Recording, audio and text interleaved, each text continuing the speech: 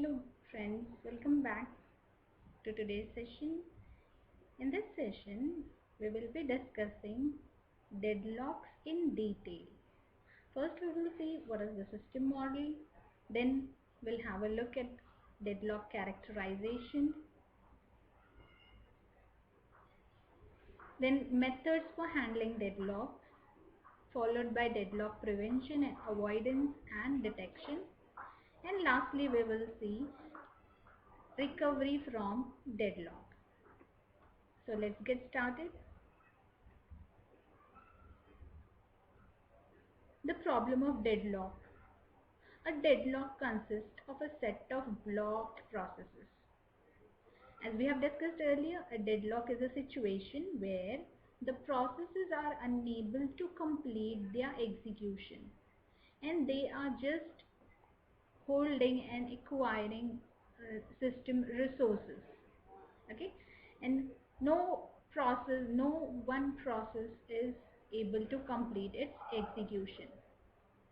So the system goes into a waiting state. So a deadlock consists of a set of blocked processes, each holding a resource and waiting to acquire a resource held by another process in the set.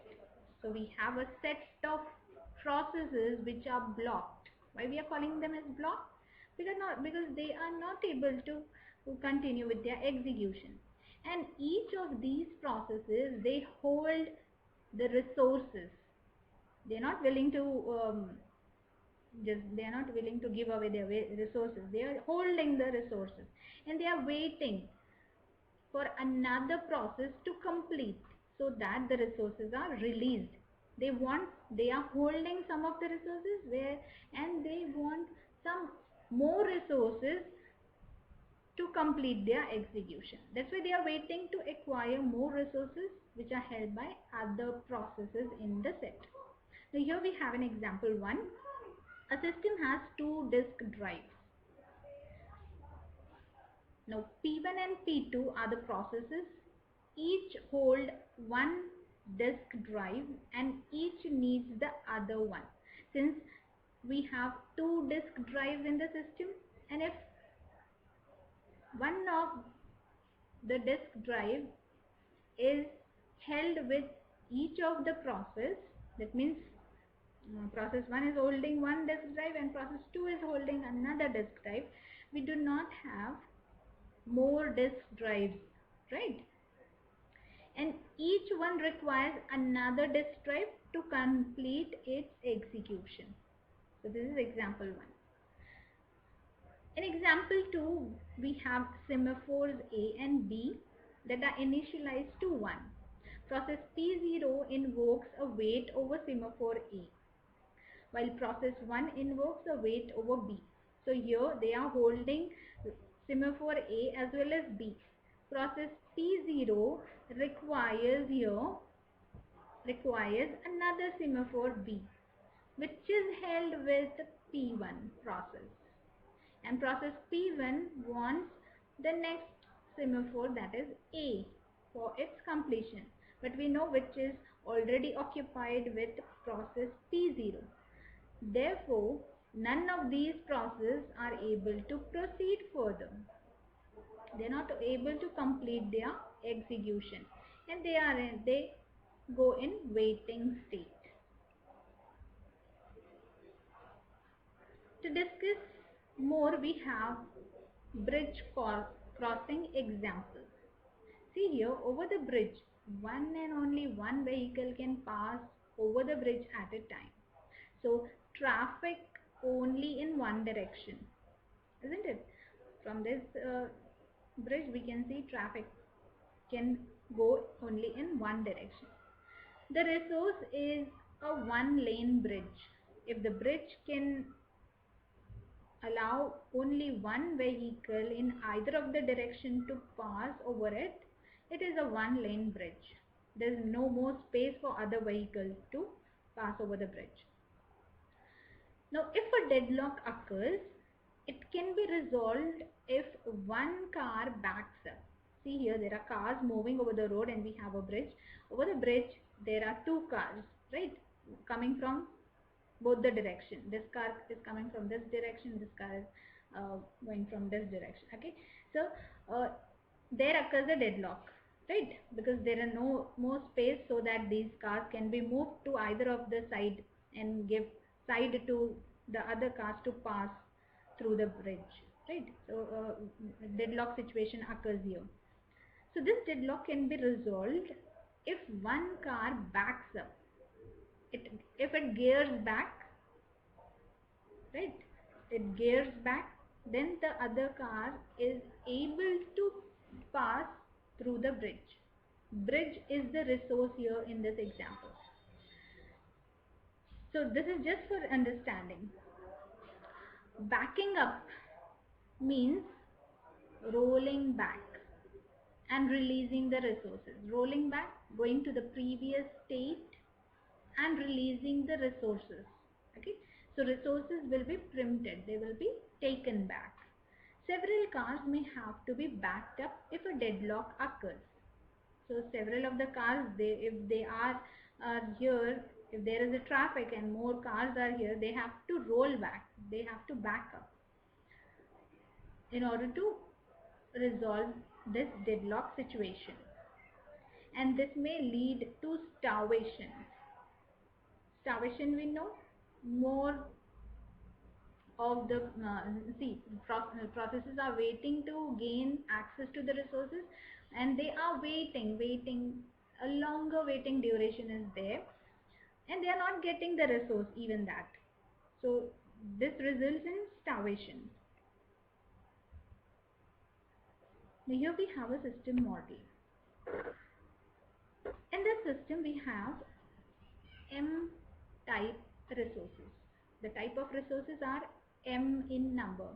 Okay, so just for generalization we have used this term R1, R2, Rm. This is the resource, and these resources can be what? CPU cycle, memory space, or IO devices. Now each resource type Ri has one or more instances. Ri, let us see the resource type R1, that is CPU cycle. So CPU cycle, there can be one or more instances of CPU cycle. If IO devices is another resource type, there can be more instances of this device type. Now each process utilizes a resource as follows. In order to utilize, in order to gain access to the resource, it has to follow these uh, follow these steps, right? First is it has to make a request, then use the resource. After making use of the resource, it should release the resource so that it can be made available to other processes. Now deadlock characterization. Deadlock can arise in four conditions if these four conditions hold simultaneously. Now these four conditions are mutual exclusion, hold and wait, no preemption, and circular wait. In mutual exclusion, we know that only one process at a time can use the resource. Hold and wait is a situation where process holding at least one resource and is waiting to acquire additional resources that are held by other processes. No preemption is a situation where a resource can be released only voluntarily by the process which is holding it after that process has completed its task. No preemption, you cannot interrupt in between and forcefully take back the resource from the process. Processes will be releasing the resources associated with it only when they have completed their task. Circular wait is a situation in which there exists a set of processes making a circle, making a cycle, right? So this is the starting process again occurs at the end of this set. See here, you can see P0 is the starting process, followed by P1 and followed by many more processes in between. And lastly, again we have P0 here. So if there exists this kind of set of waiting processes such that P0 is waiting for a resource which is held by P1, and P1 is waiting for a resource held by P2, and this cycle continues. And lastly, whichever is the process, that is Pn minus 1, it is waiting for the resource which is held with the first process, forming a cycle of waiting for a resource. Okay, so this is called as circular wait condition. If these four conditions they occur simultaneously, then surely the system is in deadlock. Resource allocation graph is the next point of discussion. Here we have a set of vertices and set of edges. To indicate set of vertices, we make use of capital V, and to indicate set of edges, capital E is used here. So V is partitioned into two types. Set of vertices is partitioned, is divided into two types. One of the type here is giving you, see, set of processes, and set of resources. So P is the set of processes consisting all of the process in the system, whereas R is the set of all resource types in the system. Now here we have requesting edge, which is directed edge from a process towards a resource. It is coming out from a process and coming out and going to the resource.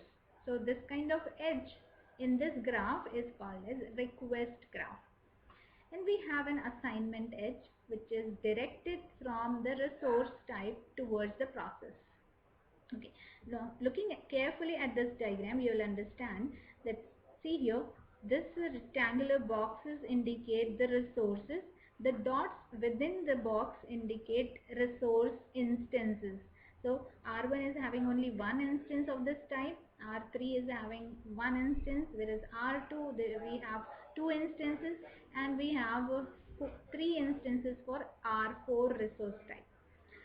Now processes are encapsulated within a circle. See here, P1, P0, P3 we have. Now P1, if it wants to gain access to resource type R1, so we have an edge showing this direction right here from P1 to R1. It means that P1 is requesting for a resource R1. Since we have only one instance of R1 resource, an assignment edge is there. That means this resource is already allocated to process P2. Now P2 is making a demand, is requesting for R3, which is already here given to P3. Okay. Then we have P1 is holding one resource from R2, and P2 is also holding one resource from R2. Okay. Now there are some notations here which are being used to draw resource allocation graph. So as I told you that processes are indicated by circle, then resource type are indicated by rectangular boxes, and dots within that indicates the instances of their type. Then in case you have a requesting edge, if P1 requests an instance of Rj, then you have this kind of edge. And if P1 is holding an instance of some resource, then this kind of edge will appear in the graph. Now here we have resource allocation graph with a deadlock. So before a deadlock, the resource allocation graph was like this. So before P3 requested an instance of R2, before P3 process make a request for resource R2. This was the situation before that. After P3 has made a request to R2, see what problem we will be facing. P1 is holding a resource of R2, P2 is holding another resource. See, though two instances are there for R2 resource type, which are already assigned to the processes P1 and P2. So if P3 requests this resource, so these two processes haven't completed yet, so they'll not be releasing their resource. So P3 will enter in waiting state, isn't it? Whereas P1 is not able to complete its execution further because it wants R1 resource, and R1 resource given to P2. And P2 is not able to complete since it wants R3 resource, and R3 resource is held by P3. Now P3 is making a request. So all of these three processes, they are waiting for more resources to complete their execution, and hence they are not able to complete, right? Because they are demanding for more resources and demand cannot be satisfied right now. So there occurs a deadlock. I hope you all are following this.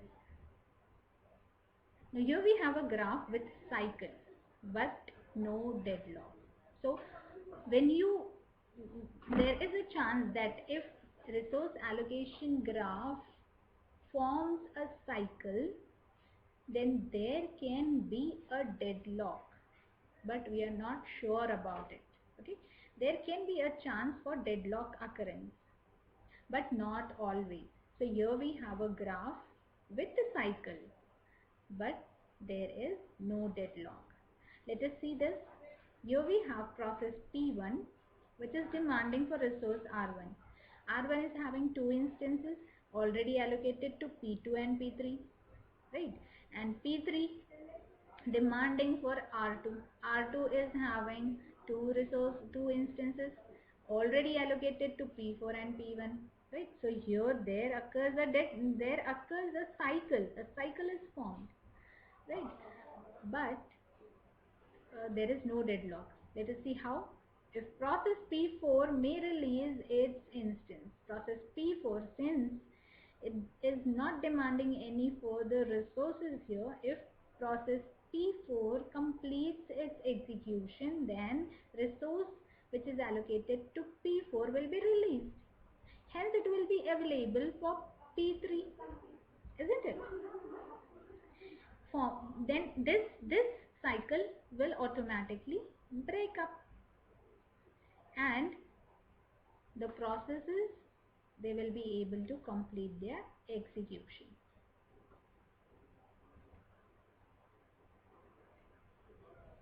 Let us discuss relationship of cycles to deadlock. If a resource allocation graph contains no cycle, then there will be no deadlock. Resource allocation graph, if we are sure that it does not contain any cycle, then there will be no deadlock. But if resource allocation graph contains a cycle, and if only one instance per resource type is there, then there will be a deadlock. It contains a cycle and also it has only one instance of each resource type, then there will be a deadlock.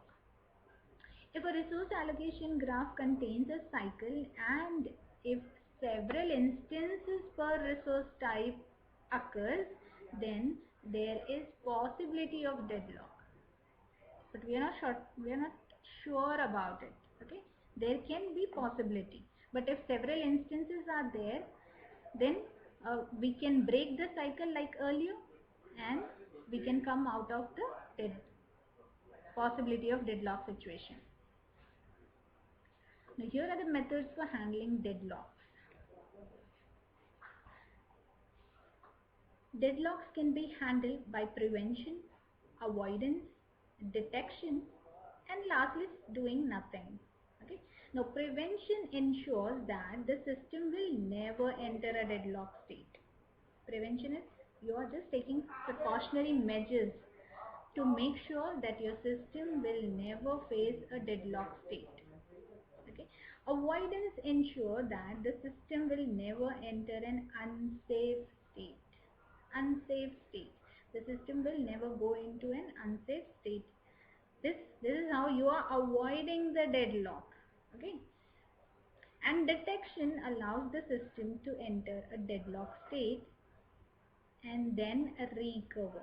Detection mechanism will allow the system to enter the deadlock situation, and then it will provide some recovery mechanisms to come out of the deadlock situation.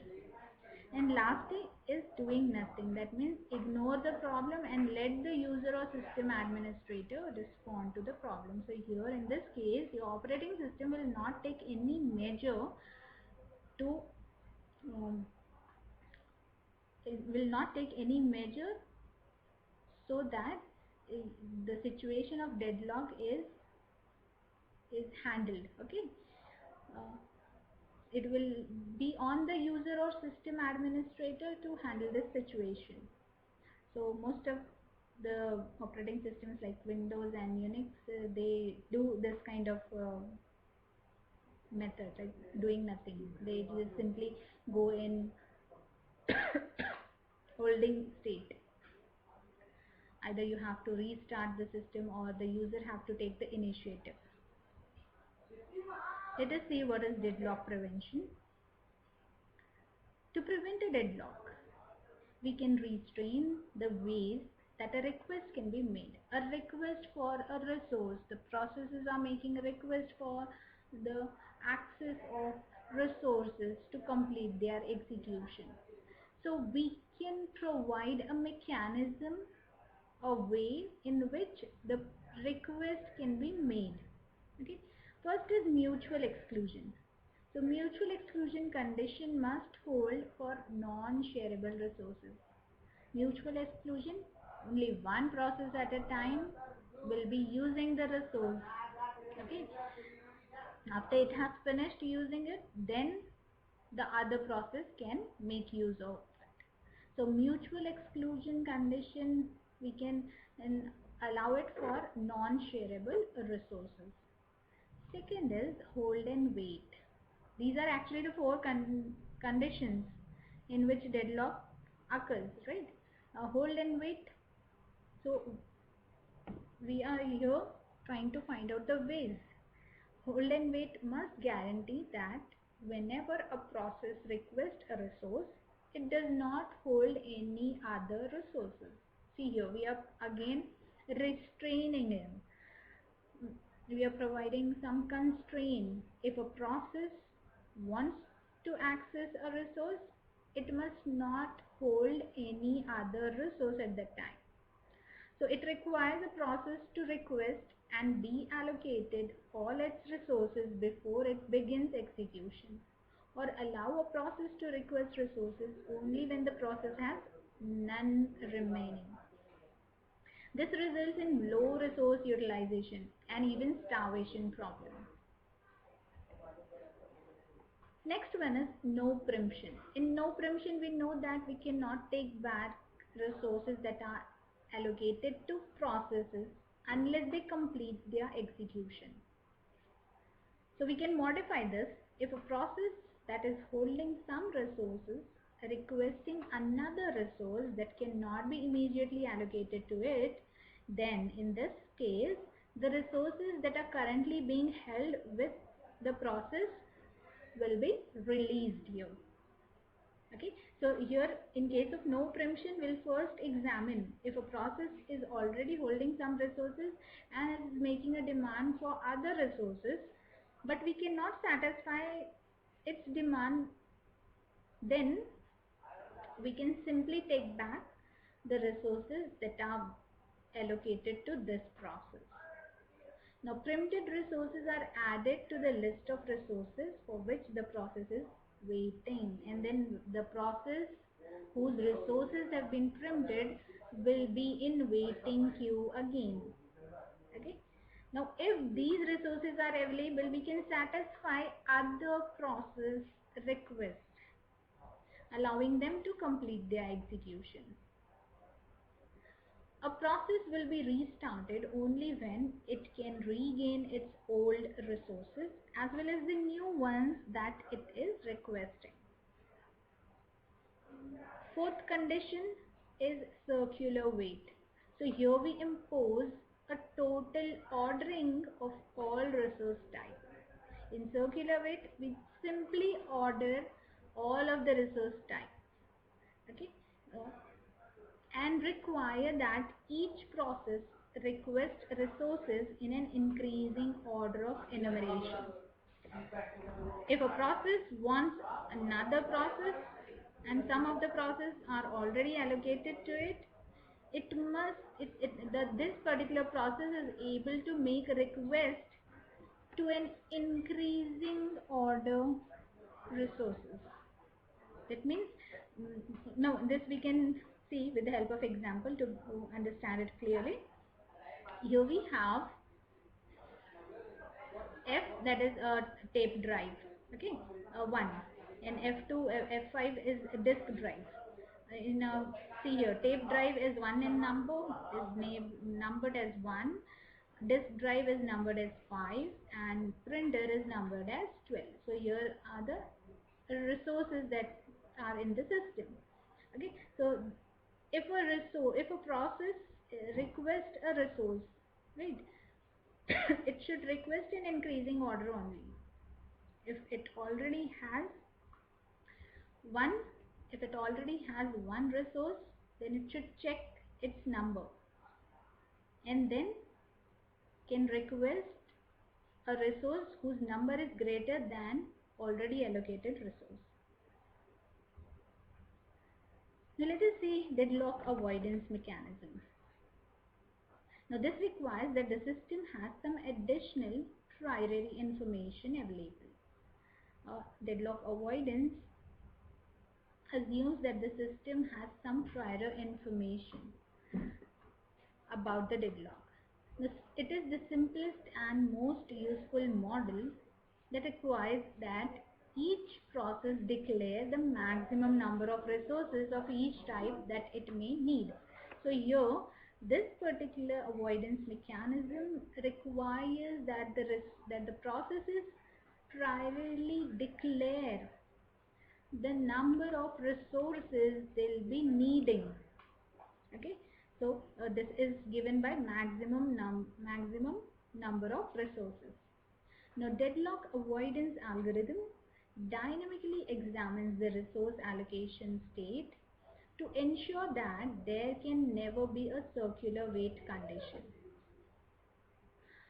A resource allocation state is defined by the number of available and allocated resources and the maximum demand of the processes. That is a priority information. Beforehand we have this information.